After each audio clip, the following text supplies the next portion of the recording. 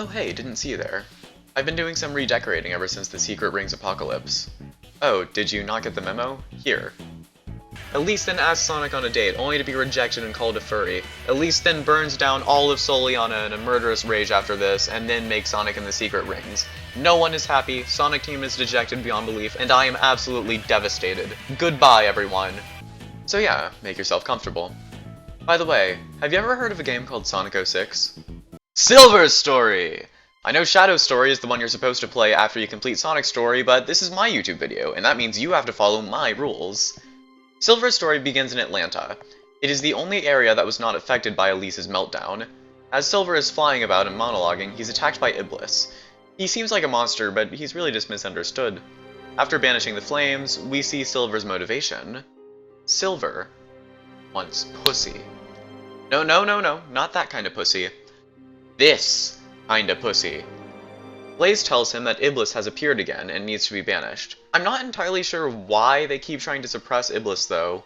There's really not much they can do to prevent further damage at this point, but I digress. They head off to the next level. The first level in Silver's story is Crisis City. Though this was one of the hardest levels in Sonic's story, it's actually pretty painless in Silver's story. That's because this only has the actual city bits, and none of the really annoying bits that Sonic's story forces you to go through. First, let's talk about Silver's gameplay though. Unlike Sonic and Shadow's gameplay that revolves around quickly defeating groups of enemies, Silver's gameplay is built for combat. Though Silver is a lot smaller than Sonic and Shadow, he can defeat really big enemies extremely quickly. You can defeat enemies in two ways. You can either hit the enemies to stun them and then throw them at other enemies, or you can pick up nearby objects and beat people to death with them. Because you can handle more enemies at once, you're going to be attacked by a lot more enemies at once too. This isn't really a problem though, because there will always be a lot of objects nearby and Silver can stun any enemy in one hit, no matter how big they are. Silver's version of Crisis City revolves around running around and defeating big groups of enemies that attack you. A lot of the places you'll encounter here are already played through with Sonic, but for most of that time you are snowboarding through everything, and Silver's path is still pretty different. Other than just going through and defeating enemies though, a lot of the time you have to use your abilities to your advantage. You can use them to make platforms go to higher areas, bounce off ledges, and a ton of other things. Basically anything you can think of you can do, but only when the game tells you to, which I honestly think is kind of a bummer. It would have been a lot cooler if you could have used Silver's abilities freely without having to look for the spot the game wants you to use them in. All I'm saying is, Silver with Ultra Hand would be a great addition to the series. Another important thing about this level that I think should be addressed is one decayed billboard in Crisis City. This one billboard actually represents this game extremely well. The billboard is for a movie, Chow in Space 3. For those of you who don't know, Chow in Space is a reoccurring series throughout the Sonic Adventure games. In Sonic Adventure 1, there was a billboard for Chow in Space 1. In Sonic Adventure 2, there was a billboard for Chow in Space 2. And now, in Sonic 06, we have a billboard for Chow in Space 3. Now I won't act blind to it. We've all seen the comparisons of people saying that Sonic 06 was the unofficial Sonic Adventure 3. If you would ask me if I agreed with this a year ago, I would have absolutely told you yes. But now, I've realized something. Sonic 06 absolutely could have, and should have been, Sonic Adventure 3. And I think that for a time, it was directly intended to be. I'll give you the evidence, but honestly, if you think about it hard enough, I'm sure you yourself will come to the same conclusion. So what went wrong? Well, look at the game. What do you think went wrong? The time constraints on this game, and Secret Rings dragged it down to the point where anyone, even I, who will defend this game until the day I die, and agree it shouldn't have been released when it was. I'm sure that the developers were well aware of this too, but at that point, there was really not much to do. They had their release day and it couldn't be missed. They knew the game would be a failure, even an embarrassment to the series, but they didn't want to drag down the other adventure games with it. Though personally, I have mixed feelings about this. Before Frontiers, it was generally agreed upon by the Sonic community that the adventure games were the height of the series. Those are the games people bring up when trying to defend it. If Sonic Adventure 3 was released as a failure that it would indirectly make the other two games look a lot worse. So they changed the game's name to Sonic the Hedgehog in order to preserve the series. All that's left of Sonic Adventure 3 now is a decayed mess. A sad story of what could have been. Along with Silver, you get to play as Blaze in this level. Blaze definitely has the most unique gameplay out of any character. She's very acrobatic and, well, I guess spinny would be the best way to put it. She's definitely not an intensely well thought out character who has a ton of different moves like the Werehog in Unleashed or Emerald, but for the time constraints of the game, she plays pretty well. The end of the level has you getting super close and personal with the tornado. All it does is throw cars at you though, so just don't get hit by them, or grab them before they hit you. Overall, this is definitely the most fun variation of Crisis City in the game. We then get to the first boss of Silver's story, which is one of the better boss fights in the game. The first boss is Ibliss Phase 1.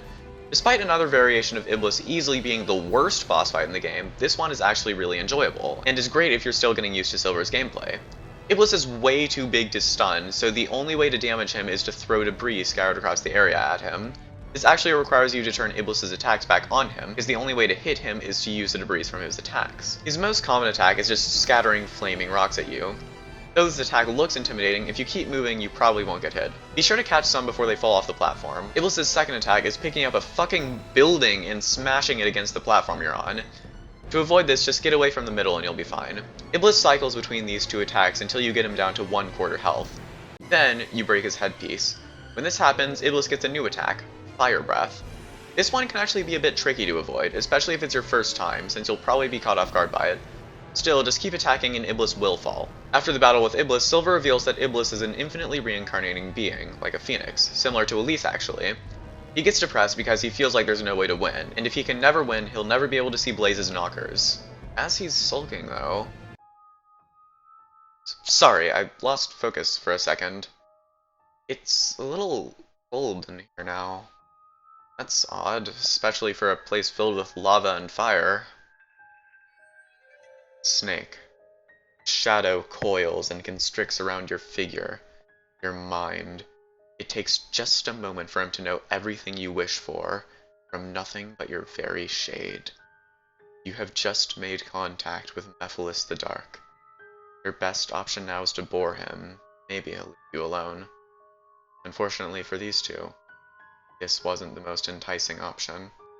Ibliss appears, and explains to Silver and Blaze that the only way to truly destroy Ibliss is to prevent him from ever being born. To do that, they must eliminate the one who tempered the spirit of the mighty Phoenix. Ibliss takes them to his lair, where he explains to them what happened. Ibliss then asks Sonic on a date, only to be That's right. Flames were originally Ibliss's creation, but since they have fused into one being, Ibliss, the god of flame, and Sonic and the Secret Rings, and holy shit, what is this script? Anyways, Ibliss tells Silver if he kills Sonic, he can save the future, so he sends him and Blaze back in time to do so. Unfortunately, all three of them got separated in the mix-up. Silver finds himself in the Soliana forest, and immediately he feels a sense of clarity. Silver was born in a ruined future. This was his first time seeing the world for what it really is. I honestly think Silver is characterized really well here. Seeing this only strengthens his resolve, and I'm sure it would anyone else's. We know from the series that Silver is actually just a really sweet and even cute character who really just wants to make his friends happy. Silver is so serious here though because this situation has changed him. He'll do anything to save his homeworld and live in a future like this past. It's honestly kind of beautiful that Silver can be so empowering, happy, and even motivational when everyone else's will has been broken. He really is a diamond in the rough. So bring him back. I didn't really cover the Soliana Forest that much in the Sonic video because he visits it so little, but I want to talk about it here in Silver's story. The forest is definitely the largest hub area in the game, mainly because of how open it is. That makes sense considering this isn't a densely populated city or castle area. There aren't that many side quests to do in this area, but it is a lot more explorable. To an extent at least. It's clear that going into it, Sonic Team wanted this game to be open world. The groundwork for this open world experience was laid, but was never finished. That's why, though I'm glad things like PO6 exist, I wish there was an official remake of this game that was more like Frontiers. We next make our way to Tropical Jungle. Silver's version of this area is also the best one. While Sonic's story mainly focused on the forest area, Silver's story focuses exclusively on the ruins. Unlike Shadow's story, where it's really short though, this one feels just right. What I like mainly about this level is that it's not long because there's a big path that you have to get to the end of that's filled with enemies with no purpose. The level itself is actually really small. The goal isn't far away, it's all about finding out how to get up to it. This level incorporates the turtle mechanic to get you across gaps of water, but also has you working with plant buds to get to higher areas. Though plant buds don't work that well, since Silver can fly, if you fuck it up you can just go back. The end of the level has you dealing with a bunch of enemies in order to get to the top of the ruins at the end of the level. There's no lore hidden in the ruins, so don't go around searching it for hours like I did. It leads nowhere. Immediately after beating the level, you're dropped in a cutscene with Blaze. As it turns out, she got taken to Wave Ocean by Mephiles' portal. Blaze has been pretty quiet in this game, and isn't really characterized a lot, which is unfortunate because anyone who has played Sonic Rush will know she actually does have a pretty sharp personality. In this cutscene, she brings up Blue Hedgehog, like she did when he was first introduced to her. This implies that maybe the events of Sonic Rush have already happened and she somehow got amnesia, but nah. The ending of this game makes it clear that she goes to the Rush dimension after this. Anyways, at the end of this cutscene, we see that she was teleported to a village that's made up of hardened rock climbers and swimmers, one that chooses to live at the peak of the mountain overlooking the rest of Wave Ocean. Jokes aside, though this village is completely uninhabitable, it's cool that we can see the rest of Wave Ocean, further proving this game was intended to be open world. Blaze's version of Wave Ocean is a lot like Sonic's version of the level. Her gameplay changes it up quite a bit though, making it still fun to traverse because it's being done in a different way. Besides, it's not like Adventure 1 was afraid to make you replay the same level with a different character. I'd say this game handles it even better though, since most of the levels change quite a bit, while the ones in SA1 stay largely the same in most cases. After this level, we cut to Silver in Castletown, who is finally able to locate Sonic. Before he can confront him though, who else but Amy shows up to stop him. Amy, being colorblind, completely mistakes Silver for Sonic and accidentally harasses him. Can we talk about Amy for a second? No? Okay. So now we have Amy on our team, because she's also looking for Sonic. And Silver doesn't know who Sonic is, he's willing to help her. Then again, even if he did know who Sonic was, he'd still probably have helped her find him, and would have been a lot more enthusiastic about it considering he's trying to kill him, so this confusion seems a little bit unnecessary, but I'll look over it because it doesn't really matter. We get a lead that Sonic might be in the desert, but before we can head over there, we get told by Mr. Peanut that Eggman is currently doing construction on a bridge there, and will have to come back later. Instead of understanding the hard work Eggman is volunteering his services for, Silver bursts in there and destroys all of his construction robots to get through. After this horrendous display of his lack of care or consideration, Silver takes us to the next level, the Dusty Desert. First, we get a cutscene where Silver questions his time management skills and feels like he's wasting his efforts on Amy. Despite the fact that Silver has explained to Amy that this matter is concerning the end of the world, she insists on looking for Sonic. Realistically, probably because she thinks he can help, but also mainly just because she wants to, you know. Anyways, Silver then tells Amy about how good she has it in a non-ruined world. Having gotten a morale boost from witnessing the clear sky and probably experiencing the same sensation of water at 3 AM, he decides to keep helping Amy. We now get into the ruins of the desert. Though people really don't like this area, and understandably so, I still think it's better than Sonic's version of the level. The gimmick of this level is the 8 balls scattered across the ruins. In order to get from room to room, you have to get a certain number of 8 balls into their respective holes. You can't levitate them with your psychic powers, and the only way to move them is by hitting them. To make this even more difficult, every time you hit an 8 ball, the number of times you can hit any 8 ball in the room decreases.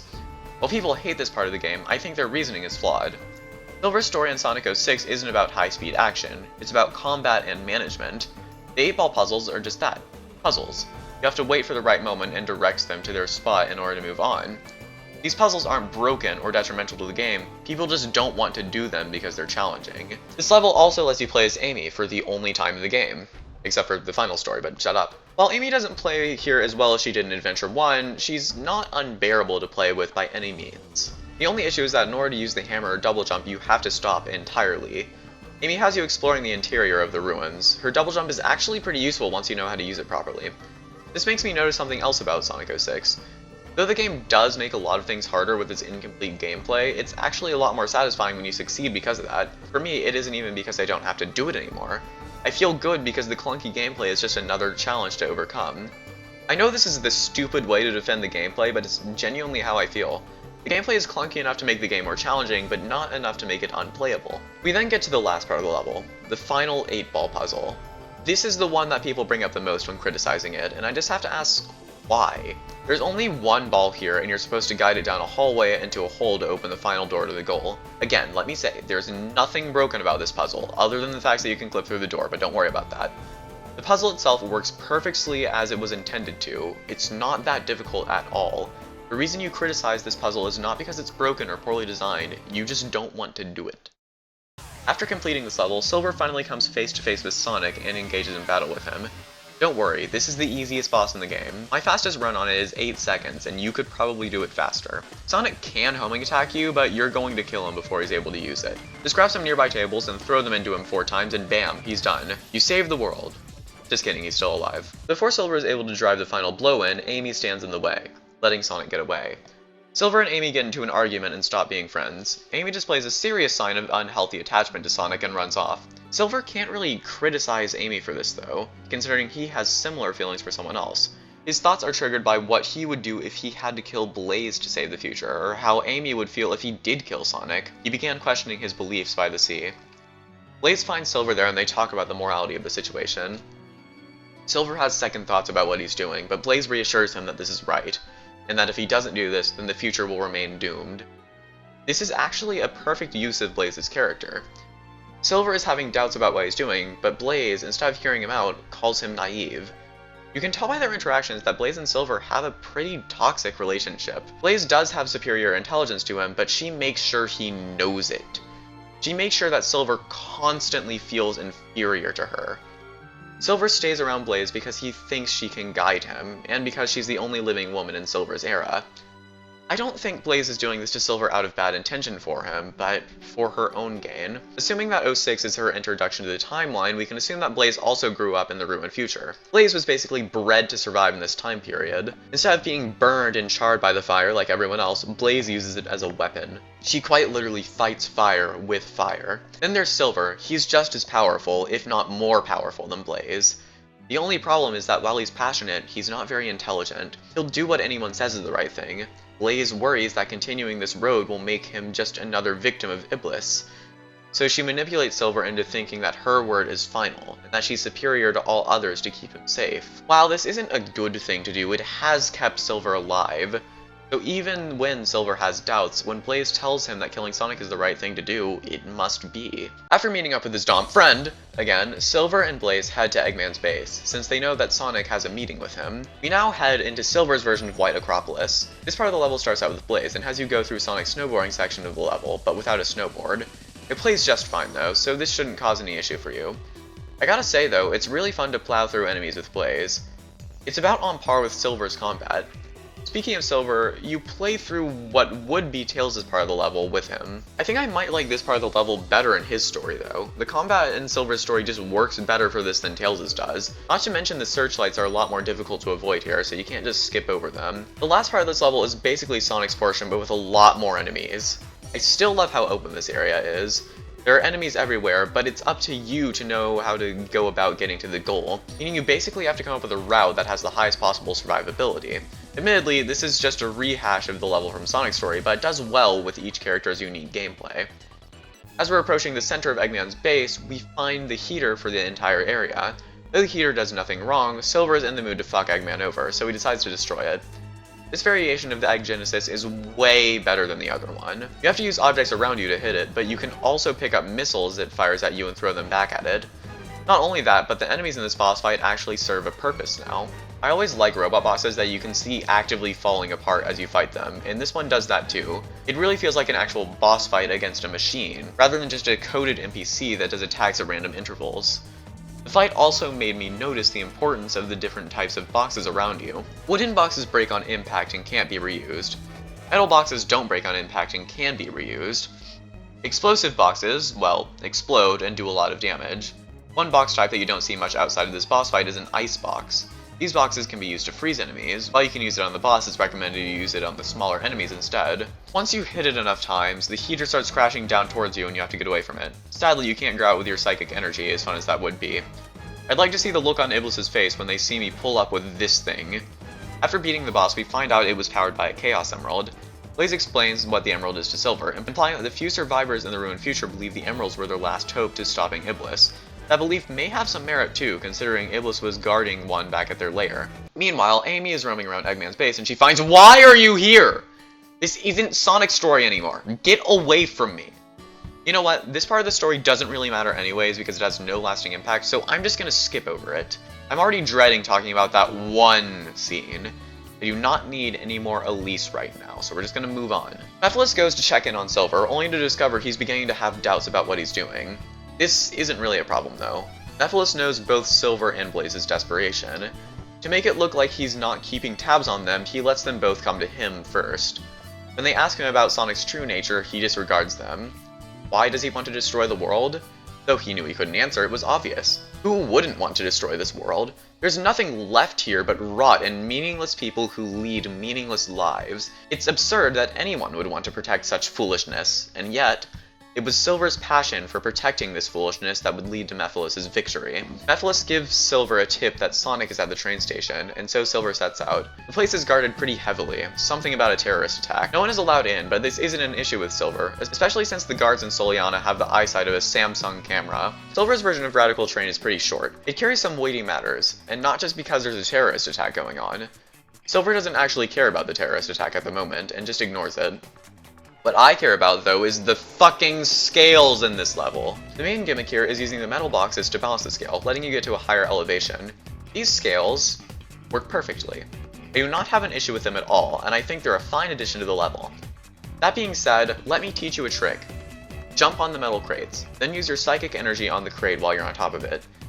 You can then levitate the crate as you are on top of it. Once you've reached a good enough height, just fly over to where you need to go. I promise this is easier than balancing the scales.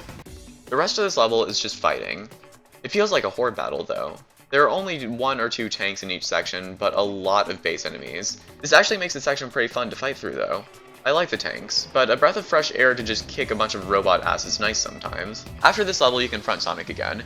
Shadow then gets in your way this time, though. Silver thinks he's Mephiles first, and understandably so. The battle against Shadow is actually pretty fun. Unlike Sonic's battle, which was unbelievably easy, Shadow can take quite a few more hits. He also attacks a lot more frequently, and he runs around so much that you can't just hit him over and over again. The hardest part of the fight comes when Shadow gets tired and decides to go Chaos Boost mode on your ass. When Shadow goes Chaos Boost, don't bother trying to attack him. Just get as far away as you can and hide until he runs out of energy. There are a lot of moving trains to hide behind and other things as well. The fight can also be pretty tricky since there aren't that many movable objects to hit Shadow with. But once you get it down to a rhythm, Shadow is just a little bit harder than Sonic.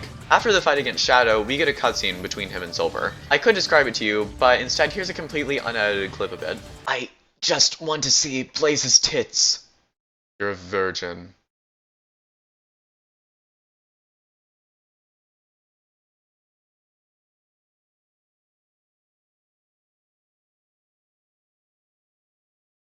Ow!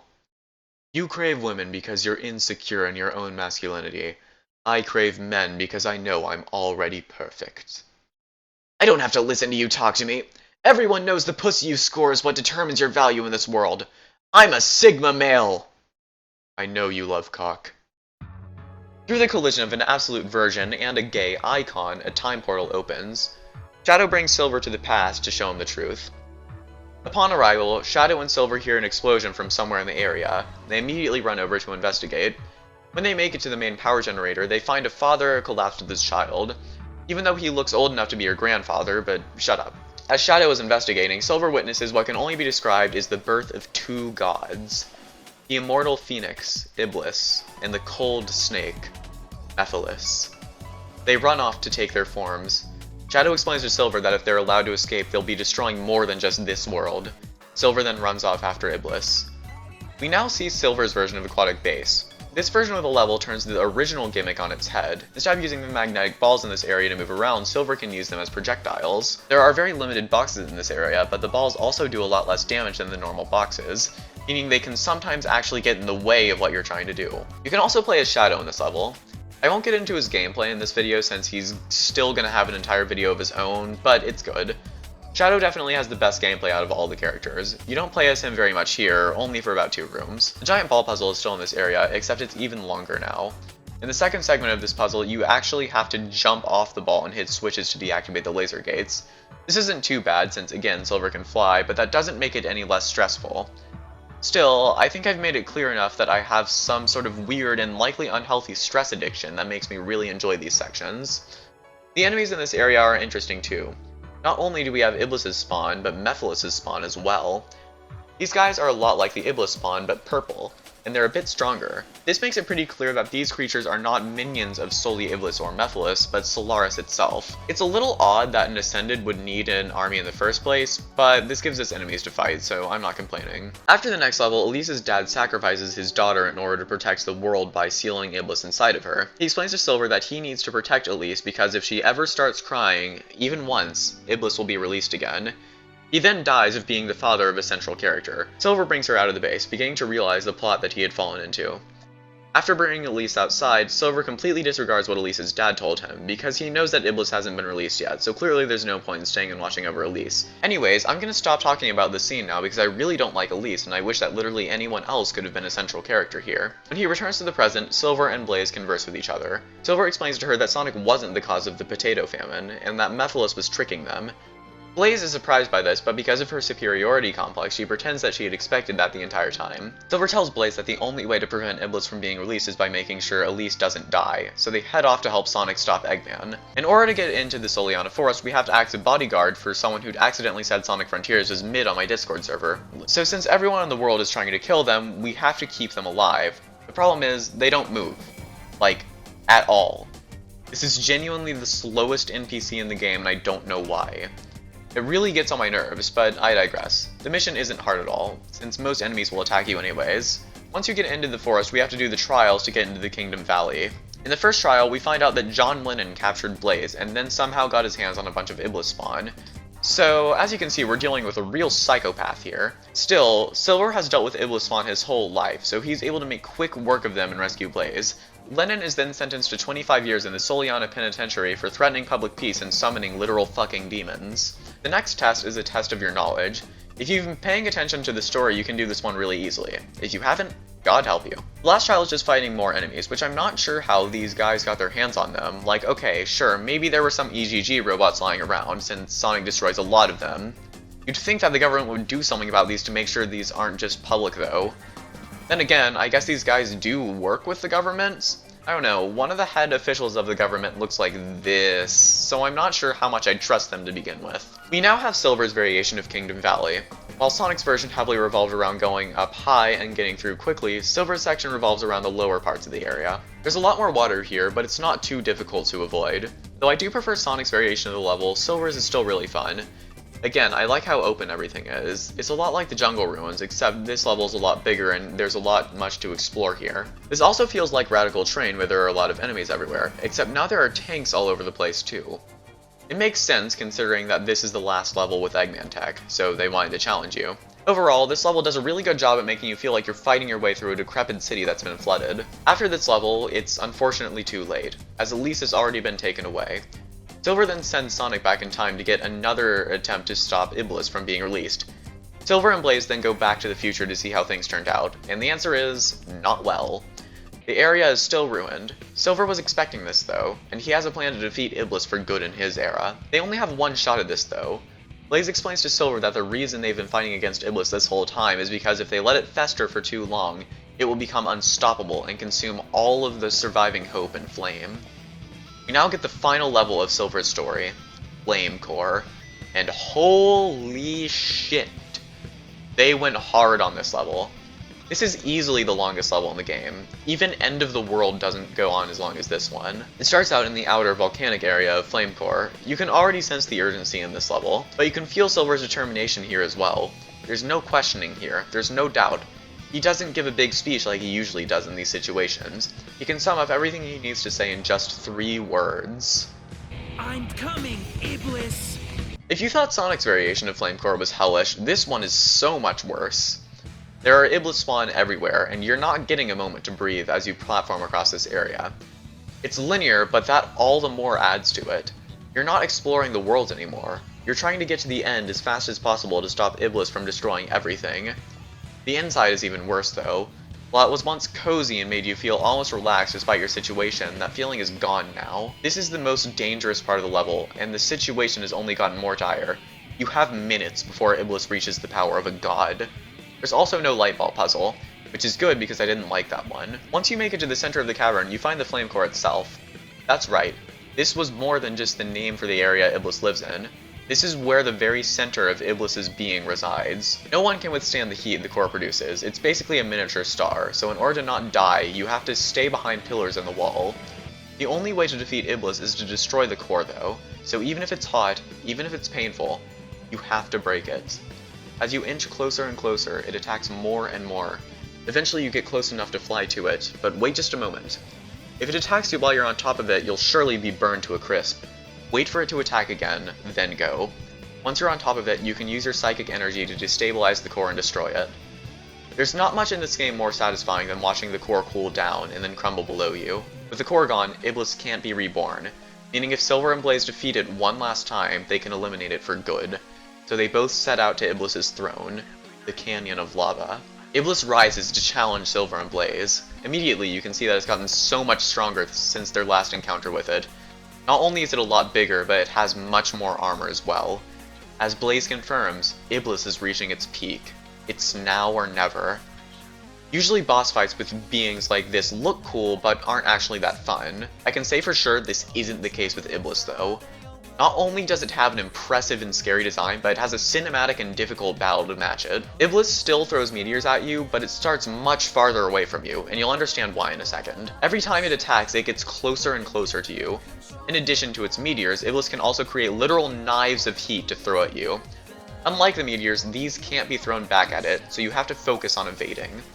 Once Ibliss gets to you, it will start destroying the platform you're on, giving you less room to move around. If it gets to you 3 times, you're done for, so you need to be careful. This does give you an opportunity though. When Ibliss hits your platform, you can jump up to its face and break off a piece of its shell, doing some serious damage and forcing it back. Ibliss doesn't stop there though.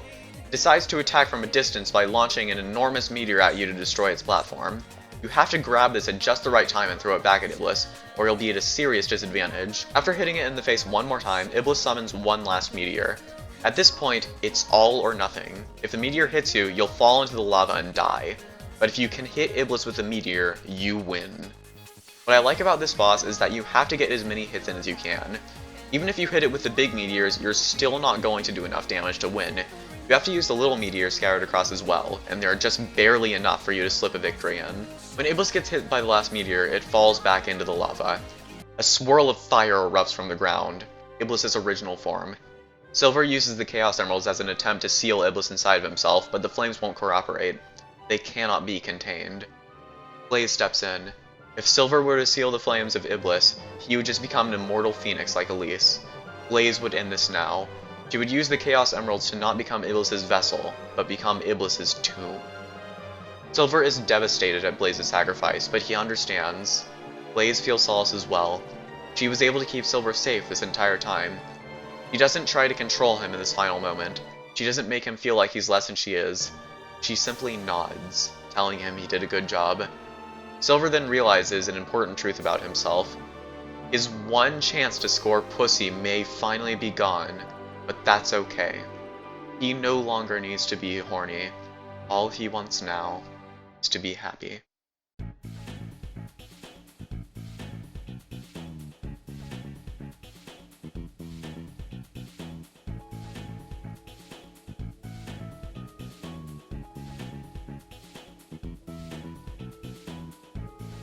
And now, time to cover the final story in the series, Shadow's story. Along with it, there's a certain character who I'll finally get to talk about even more deeply. I'll see you in the penultimate video in this saga.